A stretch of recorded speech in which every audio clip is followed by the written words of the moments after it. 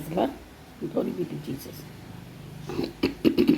ஏசாயா 42வது அதிகாரத்தில் சொல்லப்பட்டது, இதோ நான் ஆதரிக்கிற என் தாசன், நான் தெரிந்து கொண்டவரும் என் ஆத்துமாவுக்கு பிரியமானவரும் இவரே.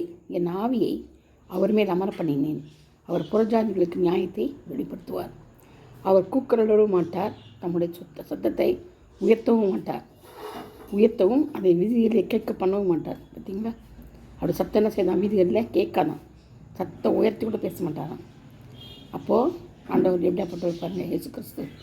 அவர் நெறிந்த நாணலை முறியாமலும் மங்கி எறிகிற திரி அணையாமலும் நியாயத்தை உண்மையாக வெளிப்படுத்துவார். நியாய நீதி அவர் என்ன செய்வாராம்? உண்மையாக வெளிப்படுத்துவாராம். நம்ம என்ன செய்ய உண்மையாக இருக்கிறோமா? நம்ம தேவனுக்கு மங்கி எறிகிற திரி அணைக்காமல் இருக்கிறோமா? அப்படியெல்லாம் இல்லவே இல்லை. நம்ம ஆண்டவருக்கு பிரியமா சில நேரத்தில் நடக்கணும், சில நேரத்தில் நடக்க முடியல நம்மளால். ஆனால் நம்ம என்ன செய்யணும்? தொடர்ந்து ஆண்டோடு இணைந்து அவர் நியாய நீதியை நம்ம வெளிப்படுத்தி அவருக்காக நம்ம வாழ முயற்சி செய்யணும். கர்த்தர் தாமே ஆசீர்வதிப்பாராக. ஆமென்.